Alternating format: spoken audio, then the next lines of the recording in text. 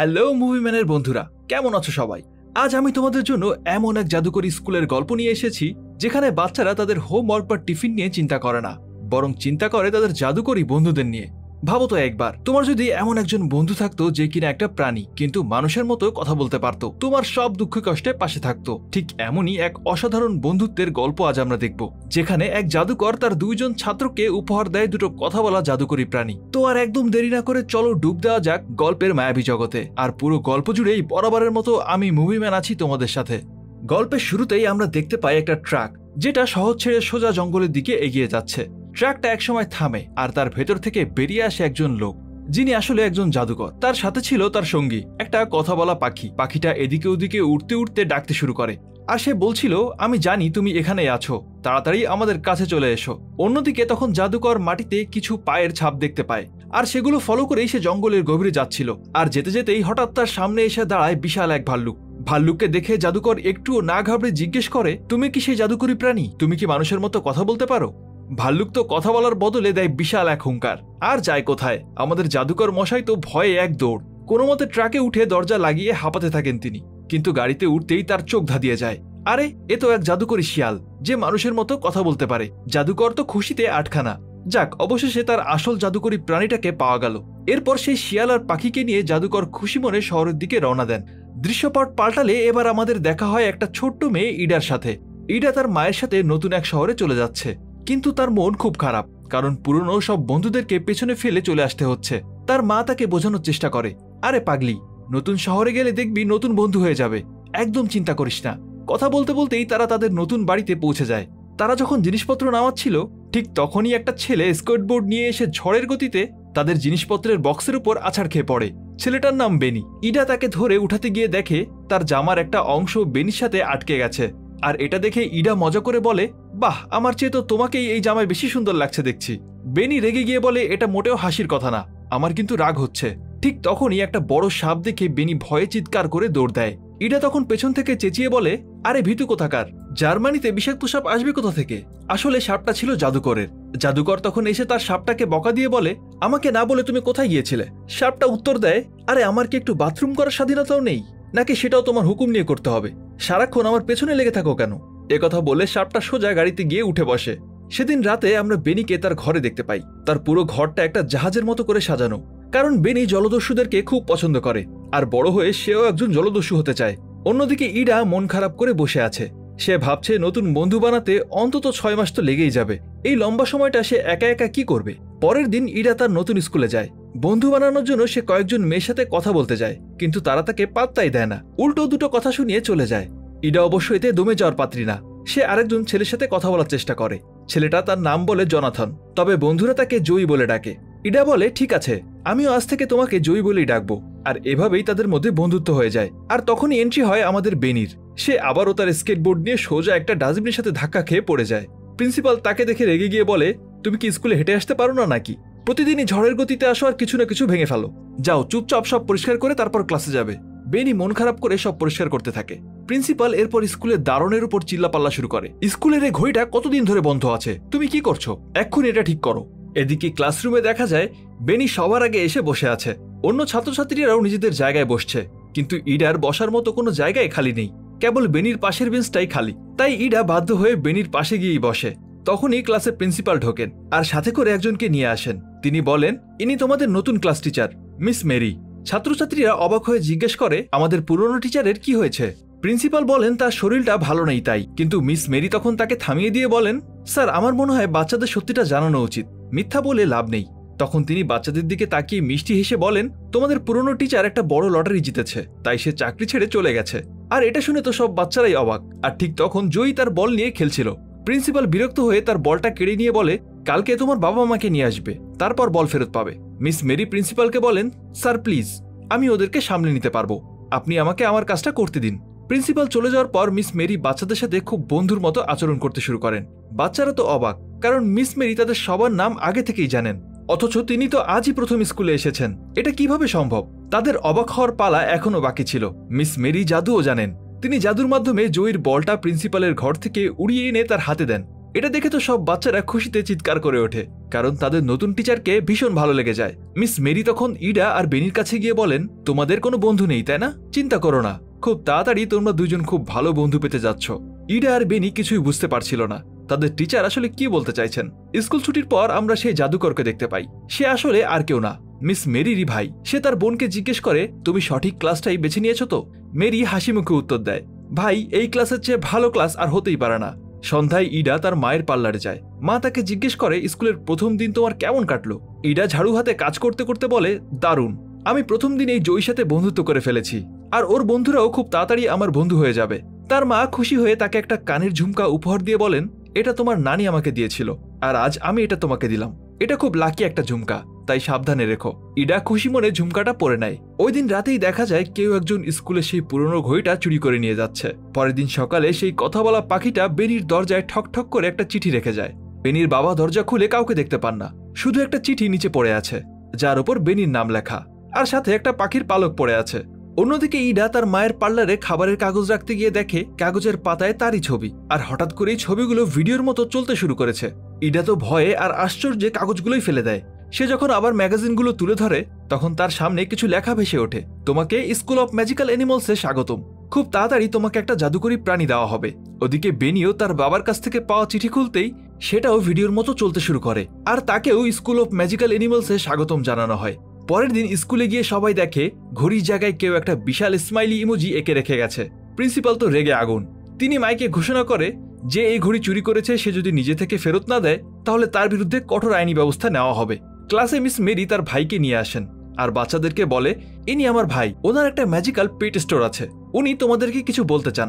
জাদুকর তখন বলেন, আমার কাছে এমন কিছু পোষা প্রাণী আছে যারা মানুষের মতো কথা বলতে পারে। আচ্ছা মুভিম্যানের বন্ধুরা, তোমরা যদি এমন কোনো কথা বলা প্রাণী পেতে তাহলে কি করতে? কমেন্ট করে আমাকে অবশ্যই জানিও। যাই হোক, গল্পে ফেরা যাক। জাদুকর বলেন, তোমাদের এই ক্লাসটাকে আমরা স্কুল অফ ম্যাজিক্যাল অ্যানিমালসের জন্য বেছে নিয়েছি। আমরা এক এক করে তোমাদের প্রত্যেককেই একটা করে জাদুকরী প্রাণী দেব। বাচ্চারা প্রথমে বিশ্বাসই করতে চাচ্ছিল না, কিন্তু যখন জাদুকরের পাখিটা তাদের সামনে কথা বলতে শুরু করে তখন তাদের চোখ ছানা পড়া হয়ে যায়।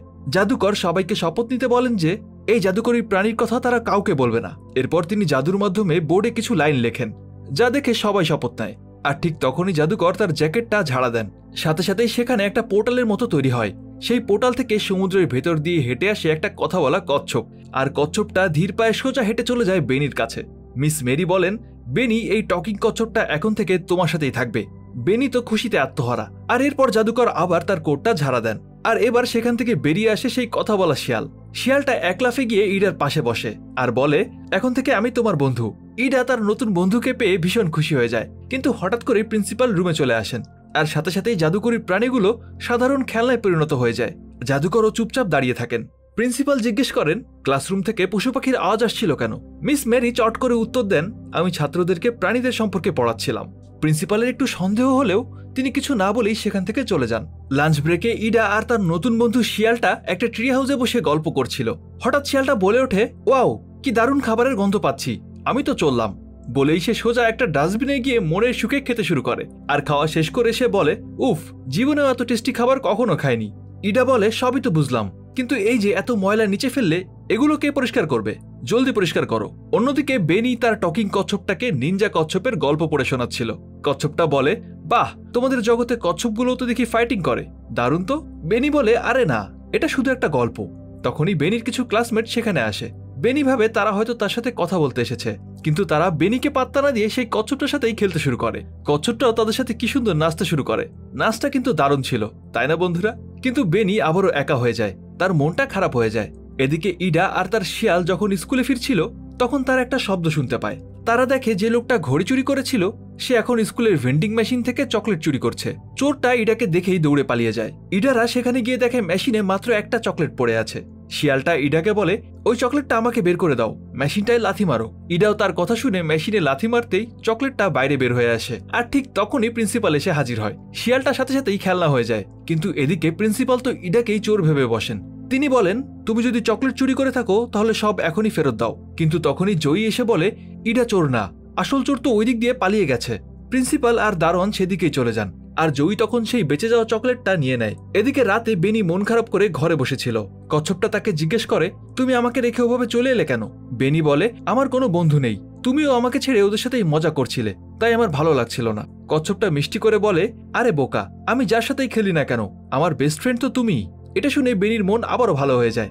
অন্যদিকে ইডা তার শিয়ালের সাথে বালিশ নিয়ে মারামারি করে খুব মজা করছিল। তার মা ঘর থেকে আওয়াজ পেয়ে ভেতরে আসেন, কিন্তু ততক্ষণে শিয়ালটা খেলনা হয়ে গেছে।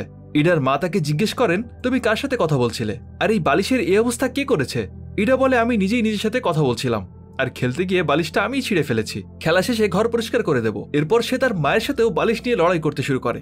পরের দিন প্রিন্সিপাল তার রুমে গিয়ে দেখেন তার শখের গাছটাকে কেউ মাটিতে ফেলে দিয়েছে, আর সেটা দিয়ে একটা স্মাইলি ইমোজি বানিয়ে রেখেছে। তিনি রেগে গিয়ে মাইকে দারোয়ানকে ডাকতে থাকেন। এসব দেখে ইডা আর তার শিয়াল মিলে প্ল্যান করে তারা যেমন করেই হোক চোরটাকে ধরবেই। এরপর আমরা জয়ীকে দেখি। তার বাবা মা তাকে স্কুলে ছাড়তে এসেছিলেন, কিন্তু সেখানেও তারা নিজেদের মধ্যে ঝগড়া করছিল। আসলে জয়ীর বাবা তার ব্যবসা নিয়ে এতটাই ব্যস্ত যে পরিবারকে একদমই সময় দেন না, আর তাই তার বাবা মায়ের মধ্যে সারাক্ষণ ঝগড়াই লেগে থাকে। আর এই কারণে জয়ী এসব নিয়ে খুবই বিরক্ত। ইডা তখন শিয়ালটাকে বাদ দিয়ে জয়ীর সাথে মিলে চোরটাকে ধরার প্ল্যান করে। শিয়ালের মনে হয় জয়ী আসার কারণে ইডা হয়তো তাকে ভুলে গেছে। সে মনে মনে ভাবে, ঠিক আছে, আমি একাই চোরটাকে ধরবো। এই ভেবে শিয়ালটা প্রথমে প্রিন্সিপালের রুমে যায় চোরের কোনো সূত্র খোঁজার জন্য। আর হঠাৎই রুমে কাউকে আসতে দেখে সে লুকিয়ে পড়ে। দেখা যায় দারোয়ানটা লুকিয়ে প্রিন্সিপালের ঘরে ঢুকেছে। প্রিন্সিপাল আসতেই সে দরজার পিছনে লুকিয়ে পড়ে। শিয়ালের তো প্রথম থেকেই দারোয়ানকে সন্দেহ হচ্ছিল, তাই সে দেরি না করে ইডা আর জয়ীকে সব খুলে বলে। ইডারও মনে হয় প্রিন্সিপাল যেহেতু সবসময় দারোয়ানকে বকাঝকা করেন, তাই সে হয়তো রেগে গিয়ে এই কাজগুলো করছে। এদিকে সেদিনের ক্লাসে মিস মেরি দুইজন করে টিম বানিয়ে বিভিন্ন বিষয়ে রিসার্চ করতে বলেন। জয়ী আর ইডাকে পার্টনার হতে বললে ইডা সাথে সাথেই রাজি হয়ে যায়, কিন্তু বেনি তখন অনেকগুলো বই নিয়ে এসে বলে, চলো আমরা রিসার্চ শুরু করি। ইডা তখন বলে, সরি বেনি, আমি তো জয়ীর পার্টনার হয়ে গেছি। বেনি এটা শুনে খুব কষ্ট পায়। ইডা ক্লাসে ফিরে এসে দেখে তার ব্যাগটা নিচে পড়ে আছে, আর তার মায়ের দেওয়া সেই লাকি ঝুমকাটা চুরি হয়ে গেছে। সে কিছুই না ভেবে বেনির উপর চিৎকার করতে শুরু করে, এই টেবিলে তো তুমি আর আমি ছাড়া কেউ বসে না। আমি জয়ীর সাথে পার্টনার হয়েছি বলে তুমি জেলাস হয়ে আমার ঝুমকা চুরি করেছো। অন্য বাচ্চারাও বেনিকে নিয়ে হাসাহাসি করতে শুরু করে। সবাই তাকে চোর চোর বলে ডাকতে শুরু করে। বেনি দুঃখে অপমানে কাঁদতে কাঁদতে বাড়ি চলে আসে। আর বেনির মন খারাপ বুঝতে পেরে কচ্ছপটা তার মন ভালো করার জন্য জলদস্যু হওয়ার অভিনয় করতে থাকে। আর কচ্ছপটা তখন বলছিল, ক্যাপ্টেন, শত্রুরা আমাদের পিছু নিয়েছে, ঝড়ের গতি বাড়ছে, ক্যাপ্টেন আমাদেরকে বাঁচান। এসব দেখে বেনির মন ভালো হয়ে যায়, আর সেও তার সাথে খেলতে শুরু করে। রাতে আমরা সেই আসল চোরটাকে আবারও দেখতে পাই। সে তখন স্কুলের দেয়ালে সেই স্মাইলি চিহ্নটা আঁকছে। পরের দিন বেনি স্কুলে এসে দেখে স্কুলের ছাদে কিছু একটা চকচক করছে। সে উপরে গিয়ে দেখে সেই জাদুকরী প্রাণীটা চকচকে জিনিস চুরি করে তার বাসায় জমিয়ে রেখেছে, আর ইডার ঝুমকাটাও সেখানেই ছিল। বেনি তখন পাখিটাকে বোঝায় যে চুরি করা খুব খারাপ কাজ। এরপর সে ঝুমকাটা নিয়ে ইডাকে ফেরত দিতে যায়, কিন্তু কেউই তার কথা বিশ্বাস করে না। উল্টো সবাই তাকে চোর ভাবতে থাকে। ক্লাসের সবাই যখন তাদের প্রজেক্ট দেখাচ্ছিল, তখন ইডা আর জয়ীর পালা আসে। তাদের বিষয় ছিল জলদস্যু, কিন্তু দেখা যায় তারা এই বিষয়ে তেমন কিছুই জানতো না। তারা ভুলভাল বলতে শুরু করলে বেনি দাঁড়িয়ে বলে, জলদস্যুরা এমন করে না। এরপর বেনি জলদস্যুদের সম্পর্কে এত সুন্দর করে বুঝিয়ে বলে যে সবাই মুগ্ধ হয়ে যায়, আর জয়ী এতে অপমান বোধ করে স্টেজ থেকে নেমে যায়। আর ইডা তখন তার পেছনে গিয়ে জয়ীকে বকাবকি করতে থাকে, আর বলে, তুমি ভালোভাবে প্রিপারেশন নাওনি কেন? ঠিক তখনই তারা দারোয়ানকে একটা গাছ নিয়ে স্কুলের ভিতরে যেতে দেখে। তারা লুকিয়ে লুকিয়ে তার পিছু নেয়, আর তারা দেখে যে দারোয়ান একটা খাতায় সেই স্মাইলি ইমোজিটা আঁকছে। আর এখন তারা নিশ্চিত হয়ে যায় যে এই চোর দারোয়ান ছাড়া আর কেউই না। কিন্তু দারোয়ান তাদেরকে দেখে ফেলায় তারা দৌড়ে সেখান থেকে পালিয়ে যায়। সেদিন ইডা খুব খুশি ছিল, কিন্তু শিয়ালটা তাকে বলে, তুমি ভুল করছো। প্রথমে তুমি বেনিকে চোর বললে, অথচ তুমি শিওর ছিলে না। তোমার পার্টনার ছিল বেনি, কিন্তু তুমি তাকে ছেড়ে জয়ীকে বেছে নিলে। তুমি শুধু নিজের আর জয়ীর কথা ভাবো, কিন্তু ভুলে যেও না এই শহরে তোমার প্রথম বন্ধু ছিল বেনি। তুমি সবসময় তাকে এড়িয়ে চলো, এটা ঠিক না। ইডা তখন রেগে গিয়ে শিয়ালকে বলে, তুমি জেলাস, কারণ আমি এখন তোমার সাথে কম সময় কাটাই, তাই এসব উল্টাপাল্টা কথা বলছো। শিয়ালটা অভিমান করে বলে, ঠিক আছে, আমার তোমার কোনো সাহায্যের দরকার নেই, আমি একাই চোরটাকে খুঁজে বের করব। এটা বলে সে রাগ করে ঘর থেকে বের হয়ে যায়। কিছুক্ষণ পর ইডাও বুঝতে পারে সে ভুল করছে, আর তাই সেও তার বন্ধু শিয়ালটাকে খোঁজার জন্য বেরিয়ে পড়ে। অন্যদিকে বেনি আর তার কচ্ছপ জলদস্যু খেলছিল। কচ্ছপটা তার দূরবীন দিয়ে ইডাকে দেখতে পায়, আর তখন বেনি ইডার কাছে এসে জিজ্ঞেস করে, এত রাতে তুমি কোথায় যাচ্ছ? ইডা তার ভুলের জন্য বেনির কাছে মাপ চায়, আর তাদের মধ্যে আবারও বন্ধুত্ব ঠিক হয়ে যায়। এবার বেনিও তার সাথে শিয়ালটাকে খুঁজতে শুরু করে। শিয়ালটা স্কুলে এসে সবার আগে চকলেট মেশিনের সামনে দাঁড়ায়। সে একটা শব্দ শুনে সেদিকে গিয়ে দেখে সেখানে দারোয়ান। সে চুপচাপ দারোয়ানকে ফলো করতে থাকে। দারোয়ান পেছনে ঘুরতেই শিয়ালটা খেলনা হয়ে যায়। দারোয়ান অবাক হয়ে যায়, এই খেলনাটা এখানে কিভাবে আসলো? সে খেলনাটা নিয়ে তার ঘরে যায়, আর সেটা লেজ কাটতে যাবে ঠিক তখনই বেনি আর ইডা স্কুলে পৌঁছায়। বেনি বরাবরের মতোই তার স্কেট বোর্ডটা নিয়ে গেটে ধাক্কা খায়। শব্দ শুনে দারোয়ান বাইরে আসে, আর সেই সুযোগে ইডা আর বেনি ভেতরে ঢুকে পড়ে। দারোয়ান ঘরে ফিরে দেখে শিয়ালটা সেখানে নেই। শিয়াল ততক্ষণে ঘর থেকে বেরিয়ে গেছে। সে উপর থেকে কিছু একটা পড়ার শব্দ শুনে উপরের দিকে যেতে থাকে, আর সেখানে গিয়ে সে যা দেখে তাতে অবাক হয়ে যায়। কারণ আসল চোর দারোয়ান না, আসল চোর হলো জয়ী।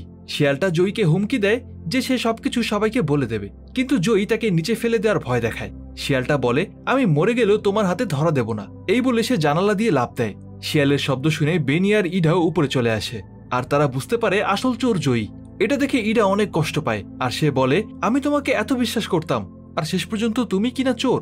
তারা নিচে তাকিয়ে দেখে শিয়ালটা মরেনি, কিন্তু জয়ী তখন বলে, আমার কথা ছাড়ো, আগে তোমার শিয়ালটাকে বাঁচাও, ও জানলা থেকে লাফ দিয়ে পড়েছে। তারা নিচে তাকিয়ে দেখে শিয়ালটা নিচে পড়েনি, সে একটা সরু পাইপ ধরে কোনো মতে ঝুলে আছে, আর তাকে বাঁচাতে গিয়ে ইডাও পা পিছলে ওই পাইপের সাথে ঝুলে পড়ে। ওপর থেকে বেনি আর জয়ী দড়ি বেঁধে তাদেরকে বাঁচানোর চেষ্টা করে। অনেক চেষ্টার পর ইডাকে বাঁচানো গেলেও শিয়ালটা নিচে পড়ে যেতে থাকে, কিন্তু ভাগ্যক্রমে সে অন্য একটা জায়গায় আটকে যায়। তারাও জলদি করে শিয়ালটাকে বাঁচিয়ে নেয়, কিন্তু বের হতে গিয়ে তাদের ধাক্কায় একটা কাচের দরজা ভেঙে যায়। শব্দ শুনে দারোয়ান এসে তাদের তিনজনকেই সেখানে ধরে ফেলে। পরের দিন প্রিন্সিপাল তাদের তিনজনের বাবা মাকে ডেকে পাঠান এবং এই তিনজনকে জিজ্ঞেস করেন তারা গতরাতে স্কুলে কি করতে এসেছিল। শিয়াল আর কচ্ছপ তখন সেলফের উপর খেলনার মতোই স্থির হয়ে গিয়েছিল, কিন্তু তাদের আলোচনার মাঝখানেই শিয়াল আর কচ্ছপ হঠাৎ করেই জীবন্ত হয়ে ওঠে, আর তারা প্রিন্সিপালের মাইকটা চালু করে দেয়। এখন জয়ীর কথাগুলো পুরো স্কুল জুড়েই শোনা যাচ্ছে। সে স্বীকার করে নেয় যে সব চুরি সেই করেছে। প্রিন্সিপাল অবাক হয়ে জিজ্ঞেস করেন, তুমি কেন চুরি করেছিলে, তোমার কি দরকার? জয়ী তখন কাঁদতে কাঁদতে বলে, বাড়িতে আমার বাবা মা সব সময় আমার জন্য ঝগড়া করেন, তারা আমার দিকে কোনো মনোযোগও দেন না, তাই আমি চুরি করার চেষ্টা করেছিলাম। ভেবেছিলাম এতে হয়তো আমার বাবা মা আমার ব্যাপারে একটু হলেও ভাববেন। প্রিন্সিপাল তখন বলেন, তুমি সত্যি বলেছ, এতে আমি খুশি হলাম, কিন্তু তোমার এই ভুলের জন্য আমাকে এখন তোমাকে এই স্কুল থেকে বের করে দিতে হবে। এই কথা শোনার পর স্কুলের সব বাচ্চারা মন খারাপ করে বেরিয়ে আসতে থাকে। সবাই যখন বের হয়ে যাচ্ছিল, বেনি তখন প্রিন্সিপালের কাছে গিয়ে বলে, স্যার আমি চুরি করেছিলাম। আসলে জয়ীকে বাঁচানোর জন্য সে নিজের উপরে দোষ নিয়ে নিচ্ছিল। একটু পরে ইডাও বলে, না স্যার, বেনি মিথ্যা কথা বলছে, আমি আসল চোর। আর দেখতে দেখতে তাদের ক্লাসের সবাই সেখানে এসে হাজির হয়, আর সবাই একই কথা বলতে শুরু করে, স্যার আমি চোর, আমি চোর, না আমি চোর। প্রিন্সিপাল তো মহা দ্বিধায় পড়ে যায়। যদি কোনো একজন চোরকে স্কুল থেকে বের করে দেওয়া হয়, তাহলে তো সব বাচ্চাদেরকেই বের করে দিতে হবে। তিনি তখন বলেন, ঠিক আছে, আমি তোমাদের কাউকে স্কুল থেকে বের করে দেব না, তবে তোমাদের সবাইকে কিছু শাস্তি পেতে হবে। জয়ীর বাবা মা তখন তাকে কথা দেয়, এখন থেকে তারা আর কখনো ঝগড়া করবে না এবং তাদের সমস্ত মনোযোগ জয়ীর উপরেই থাকবে। আর এই সবকিছু দেখে জাদুকর তার বোন মেরিকে বলে, তুমি ঠিকই বলেছিলে, জাদুকরী প্রাণীদের স্কুলের জন্য এটাই সেরা ক্লাস। এমন একতা আর বন্ধুত্ব আমি আর কোথাও খুঁজে পেতাম না। এদিকে বাচ্চাদেরকে একটা শাস্তি দেওয়া হয়। জয়ী স্কুলের দেওয়ালে যে বিশাল হাসি মুখের ছবিটা এঁকেছিল, সেটা সবাইকে মিলেমিশেই মুছে ফেলতে হবে, আর এটাই তাদের শাস্তি। কিন্তু ছাত্রছাত্রীরা এই কাজটাও খুব মজা নিয়ে করতে থাকে। বেনি, ইডা আর জয়ী একসাথে মিলেমিশে খেলতে শুরু করে।